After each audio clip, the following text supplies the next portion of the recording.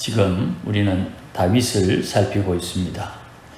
하나님의 사람, 한 사람 다윗이 하나님께 부르심을 받은 뒤에 믿음이 자라는 과정을 우리가 살피고 있습니다. 또한 믿음과 신앙이 자라는 배경에 어떤 일이 일어나고 있는지를 묵상하면서 우리도 좀 조심스럽지만 적용을 해 봅니다. 물론 이 적용은 개인적인 것입니다. 내가 이렇게 적용하고 너도 이렇게 적용하는데 우리가 적용하는 것이 똑같지는 않겠지만 비슷한 주제로 적용을 하다 보면 이게 이제 서로에게 간증이 되고 나눔이 되는 것입니다. 우리는 최선을 다하지만 또한 하나님께서 각자의 역량에 맞추어 적용하도록 성령께서 또 간섭해 주시기도 합니다. 그러니 2중 3중으로 우리 삶에 하나님의 말씀을 적용하고 깨우치고 또 배워서 순종할 수 있도록 하나님이 도우시는 겁니다. 이를 통해서 우리의 신앙이 자라나게 되고 신앙이 자라나는 배경에 일어나는 사건, 일을 통해서 우리가 우리 인생을 보는 눈이 밝아지고 또 새로워지기도 합니다. 그러니 성도는 누구나 하나님의 말씀을 깨닫는 것이 우선이고 그 말씀을 적용하는데 내가 인간적으로 가지고 있는 지식이나 경험 또 누군가에게 얻은 권면 이런 것들을 통해서 적용도 하지만 결정적인 사항은 성령께서 어떻게 우리 인생 속에 가르쳐 주시느냐 적용케 하시느냐 이것에 우리의 마음이 좀 쏠려야 됩니다. 그래서 내 인생 속에 역사하시는 하나님, 내 인생을 주도하시는 하나님, 이 왕이신 하나님의 인도하심에 표현은 이렇습니다. 철저하게 순종하는 하나님의 사람으로 자라나야 되는 것입니다.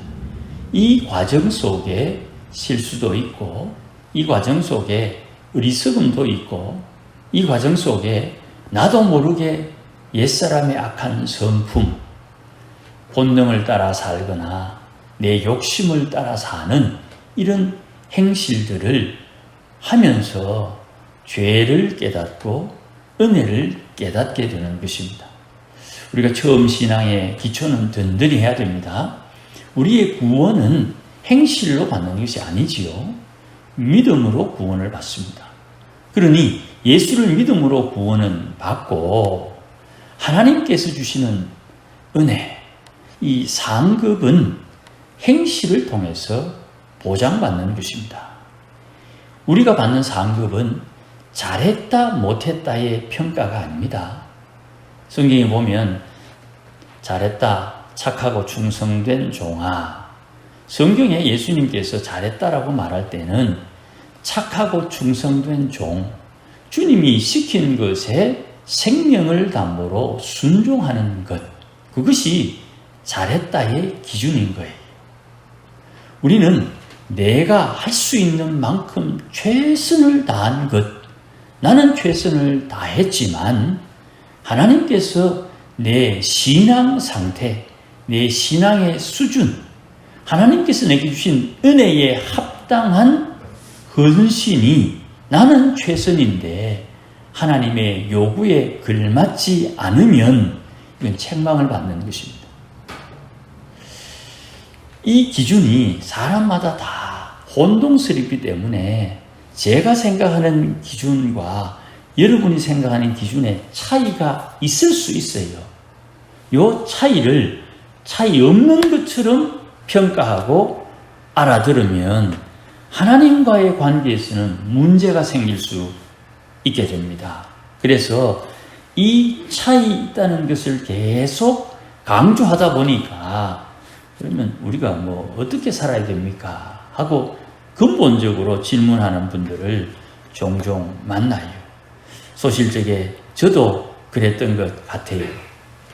어쨌든 우리는 하나님의 말씀을 깨닫고 성령의 인도함을 받는 성도이고, 이런 깨달음과 인도는 예수를 믿음으로 구원받은 성도에게, 또 주님께서 약속하신 상급을 준비하는 마음 자세로 신앙생활하는 성도에게 주어진 것이에요. 이 두 가지를 먼저 우리가 잘 마음에 새겨두어야 됩니다. 믿음으로 구원받고 순종함으로 주님이 맡기신 일을 감당함으로 상급을 받는다.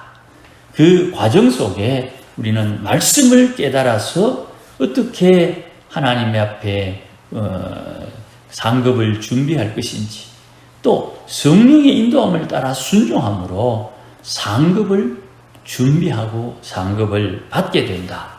이 상급은 하나님의 약속에 따라 주어지는 것이다. 이런 얼개를 우리가 잘 가지고 우리의 생각, 우리의 생활, 우리의 헌신, 우리의 순종을 거기에 빗대어서 이해하고 깨달아야 하는 것이에요. 이미 우리는 지나온 많은 인생의 시간을 통해서 알고 있습니다. 구원은 개인적으로 받는 것입니다. 예수를 믿는 내가 구원을 받는 것이고, 또 내가 예수 믿는다고 한 입을 덮고 자는 아내나 남편이 자연스럽게 동시에 구원받는 것이 아닙니다. 예수 믿는 각자가 개인적으로 구원을 받는 것입니다. 그래서 신앙은 철저하게 개인적입니다. 신앙은 개인적이기 때문에 다소 이기적인 면이 있어요. 그러나 살다 보면 이 공동체가 어울려서 살지 않습니까? 그러면 공동체의 신앙은 또 뭐냐? 내 개인의 신앙도 지켜야 되고 공동체의 신앙도 있고, 이게 어디에 장단을 맞추어야 되느냐? 이렇게 질문하는 분들이 있어요. 개인의 신앙이 우선입니다. 종종 제가 말씀을 드립니다만은 비행기 다 타보셨을 겁니다. 비행기 타면 승무원들이 비행기가 혹 사고가 날 때 안전할 수 있는 방법을 설명하는 중에, 만약에 산소 마스크가 천장으로부터 툭 떨어지게 되면 어린아이나 또 노약자가 옆에 있을 때 먼저 내가 마스크를 쓰고 어린아이나 노약자를 도와주라 그럽니다. 왜냐하면 그분을 도와주려고 내가 내 마스크를 쓰지 않으면 그 상황 속에 도와주는 순간 내가 불안해서 이분을 도와주지도 못하고 나도 스스로 자기를 지키지 못하는 상황이 발생될 수 있기 때문이에요. 그래서 도와주는 사람은 자기의 안전을 먼저 확보하고 도와줄 사람들의 안전을 돌아보는 것이에요. 공동체의 신앙은 개인의 신앙 다음입니다. 왜냐하면 건강한 개인이 공동체를 유지하고 발전하도록 돕는, 봉사하는, 협력하기 위해서 공동체의 신앙이 주어지는 것입니다. 말이 좀 어려운데요. 개인적인데도 공동체 신앙을 이야기하는 이유는 새롭게 믿는 새신자들 때문에 그래요. 예수를 믿는 사람이 예수를 믿기 위해서 믿는 사람들의 무리, 이 교회 안에 들어와서 신앙은 저렇게 신앙생활 하는구나를 보고 듣고 체험하는 거예요. 여기서 새신자는 우리의 자녀들도 새신자가 될 수 있고, 말 그대로 예수를 안 믿다가 예수를 믿는 사람도 새신자가 될 수 있어요. 그러니 우리는 팔이 안으로 구우니까 안 믿다가 예수 믿는 사람보다 내 자녀 혹은 내 자녀의 자녀, 손자, 내 가족들, 내 후손들이 신앙을 배우도록 공동체 신앙을 유지할 필요가 있다는 것입니다. 앞서는 내 신앙이 앞서고 내 신앙을 가지고 공동체 신앙을 가지는 이유는 새신자들 때문이다.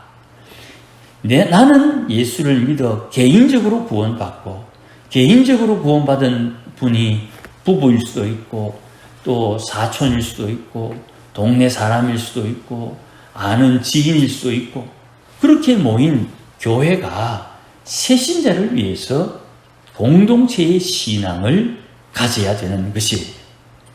이렇게 어린 신앙인들이 어느 정도 자라기까지 보호해 주기 위해서 공동체가 필요하고 공동체의 신앙이 필요한 것이에요. 이렇게 보면 사실 주일학교를 우리도 해야 되지만 지금 형편이 그렇게 되지 않기 때문에 못하고 있는 것이고 또 환경만 된다면 주일학교를 해야 되는 거예요. 보통 주일학교 생각하면 국민학교 아이들, 초등학교 아이들을 대충 생각합니다만은 우리 교단에는 장년부도 주일학교가 있습니다. 전통적으로 예전에는 장로님들이 작년 성경 공부를 매주 대예배에 앞서서 한 20여 분, 30여 분 정도 말씀을 가르친 그런 기억들이 다 있으리라고 생각됩니다. 그러니 교회는 이런 보호함이 전제되어 있고 보호함을 요구하고 있음을 우리가 기억을 해야 되는 거예요. 자, 오늘 왜 이렇게 서설이 기냐 하면 요나단 때문에 그렇습니다. 요나단 사울의 아들이지요. 큰 아들입니다. 다윗은 미갈과 결혼을 했으니까 요나단은 다윗의 처남이죠. 그러니까 처가의 형님이 되는 것입니다. 그런데 이 결혼 앞에 이미 요나단은 다윗을 아주 소중하게 대합니다.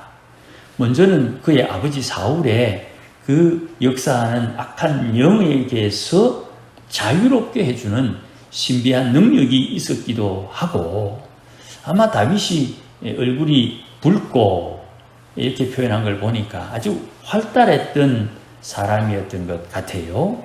그리고 그는 전쟁하는데 또 처신하는데 아주 지혜로운 행동을 했다. 그렇게 이야기를 합니다. 이런 상황 가운데 요나단이 다윗을 어떻게 도와줄 수 있었을까? 이런 궁금증이 생깁니다. 제 개인적으로는 아마 요나단은 다윗을 이렇게 대했던 것 같아요.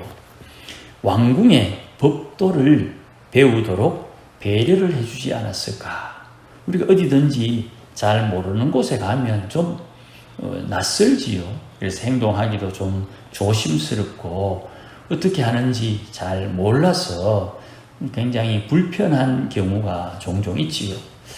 물론 초기 왕정시대에 왕을 모시는 사람들 사이에 어떤 예법이 성경에는 잘 없어요.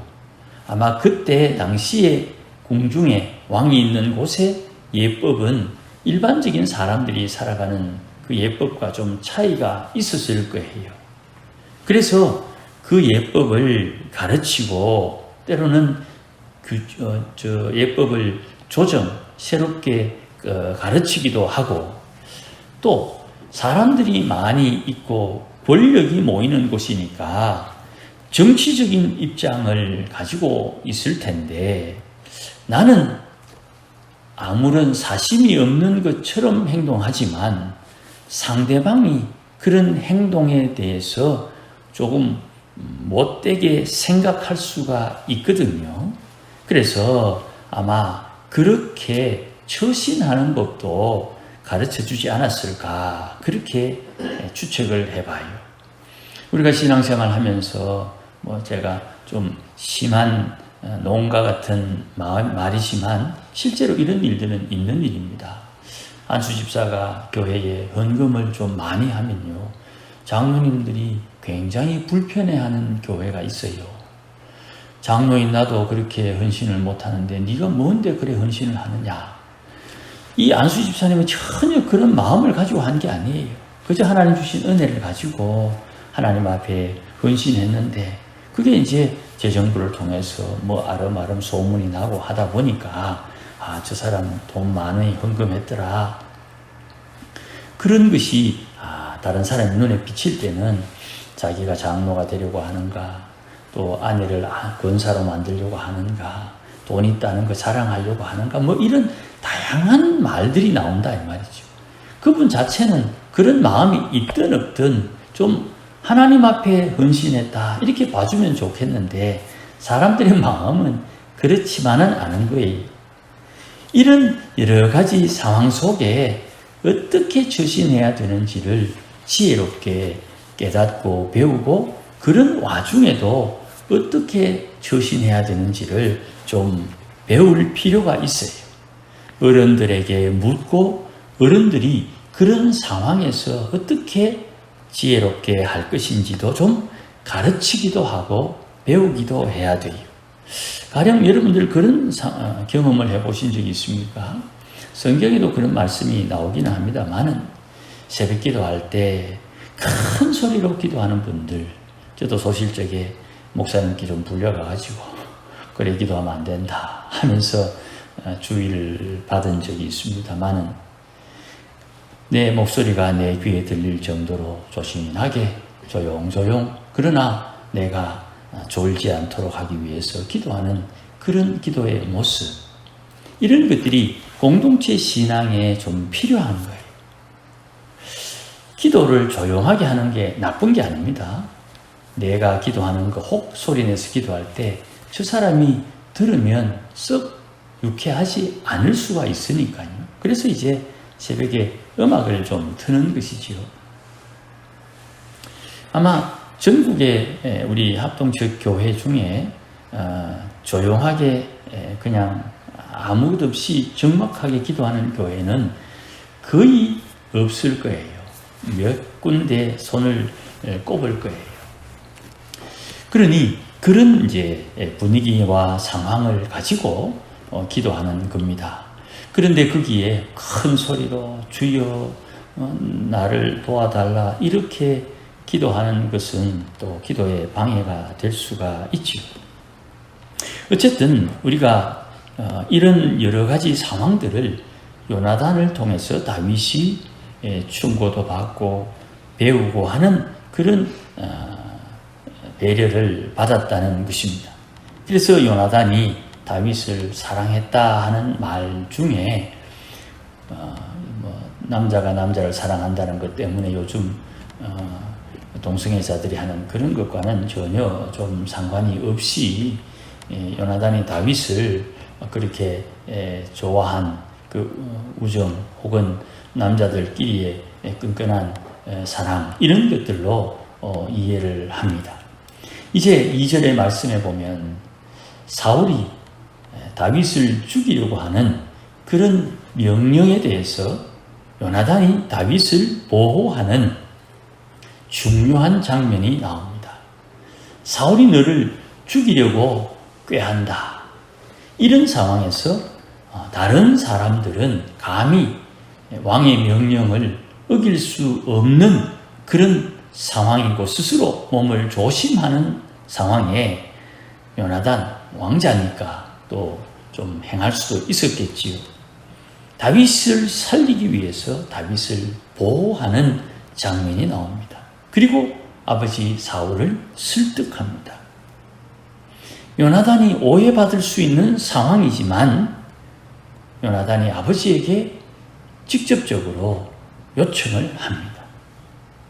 4절 말씀에 다윗을 칭찬했다.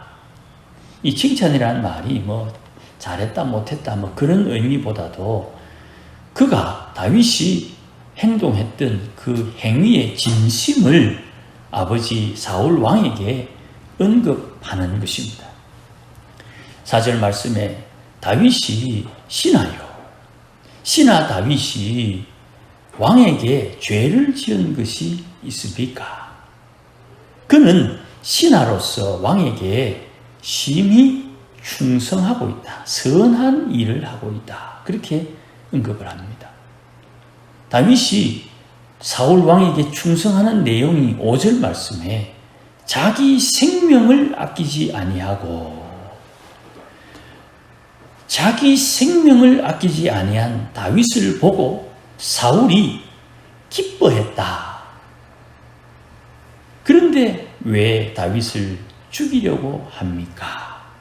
이 말을 한 번 더 나중에 언급을 하는데, 다윗이 두 번째 요나단의 다윗을 살리려고 하는, 다윗이 도망가기 전에 묻는 그 장면에서는 사울이 아주 크게 화를 냅니다.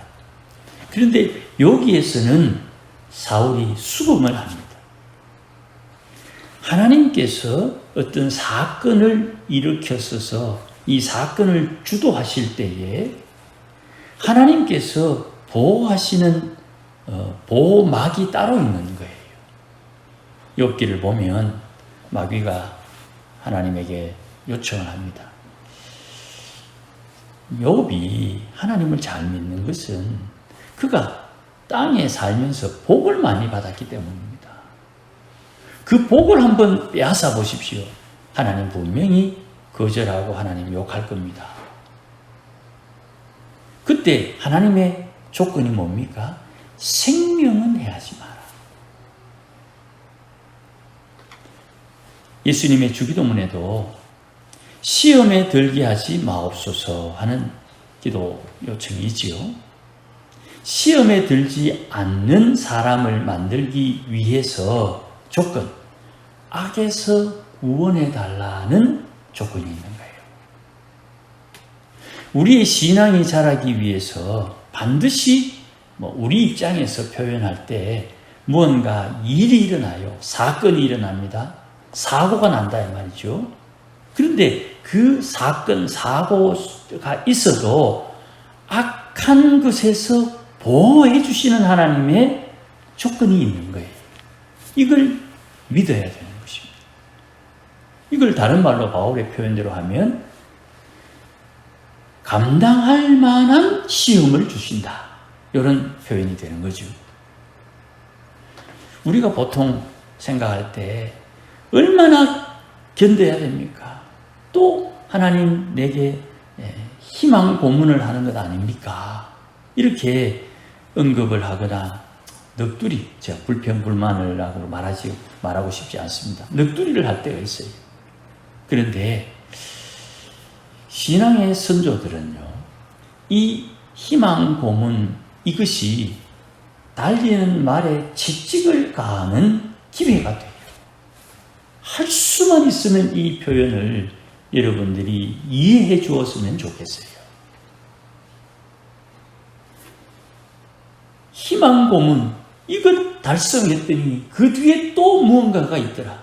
그것 달성하고 난 뒤에 또 무언가가 있더라. 이렇게 쫓겨가다 보니까 내게 무엇이 주어지나, 그런 넋두리가 우리에게 생길 수 있어요.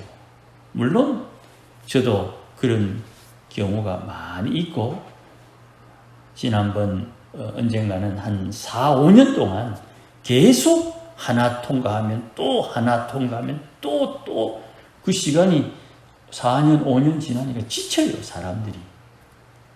그럼에도 불구하고 그 과정을 겪으면서 달리는 말에 채찍을 가하듯 더 빨리 목적지에 도착하게 되는 거예요. 누구나 다 아는 거죠. 걸어가서는 많은 시간이 필요하다. 또 느리게 가서는 많은 시간이 필요하다. 그러나 도움을 받아서 차를 타면 빠르고 비행기를 타면 더 빠르고 더 빠른 비행기를 타면 더더욱 빠르다. 우리 인생 80년, 100년 사는 동안 걸어서 갈 길을 하나님이 주시는 사건과 하나님의 인도함을 따라 150년 갈 길, 200년 갈 길을 몇십 년 안에 갈 수 있는 하나님의 은혜, 이것을 우리가 깨우쳐야 되는 거예요.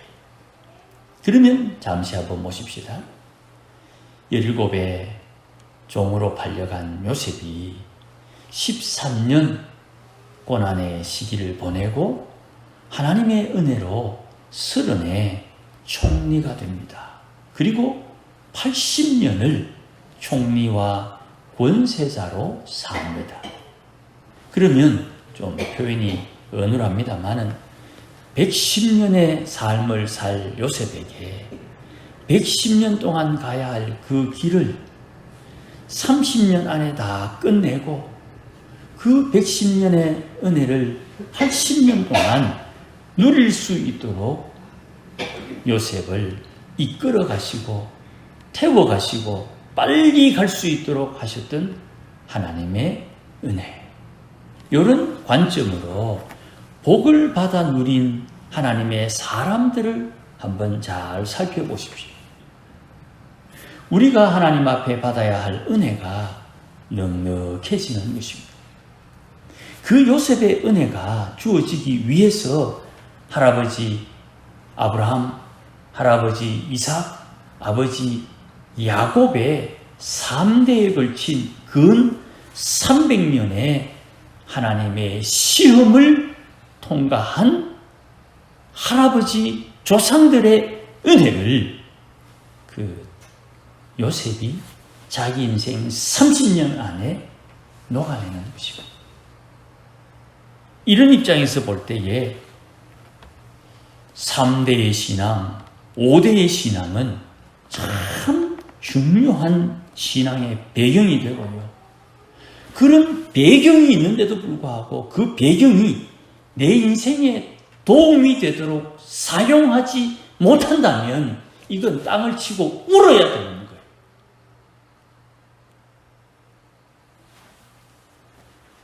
하나님 앞에 신앙생활 한다는 것은 이런 것을 말하는 거예요. 다윗이 하나님 앞에 선택받아서 사무엘을 통해서 기름 부음 받고 난 뒤에 다윗을 도와주는 사람 요나단이 그의 인생을 배후에서 후원해주고 지지해주고 그를 도와주는 거예요.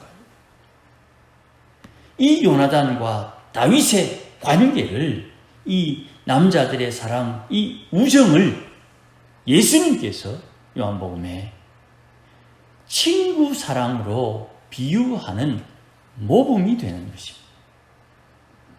예수님께서 우리를 사랑하는 그 이유가 마치 요나단이 다윗을 사랑하고 그를 보호해주는 것, 거기에 주님의 사랑을 설명하는 도구로 사용하는 거예요. 기회가 있으면 또 한 번 더 언급하겠습니다만은 하나님께서 우리를 사랑하는 것은 그냥 세상 사람들이 하기 좋은 사랑의 표현이 아니에요. 그저 우리가 좋아하는 트로트의 가사로서의 사랑이 아니에요. 하나님의 사랑은, 주님의 사랑은 우리를 죄인 중에서 하나님의 구원받은 아들로, 아들의 자리에서 하나님처럼 하나님과 함께 하나님의 일을 할 수 있는 친구의 자리로 우리를 격상시켜 두고 하나님이 우리를 대우해 주시는 거예요. 그런 대접을 받는 우리가 공동체 신앙에 어떻게 역할을 해야 되느냐?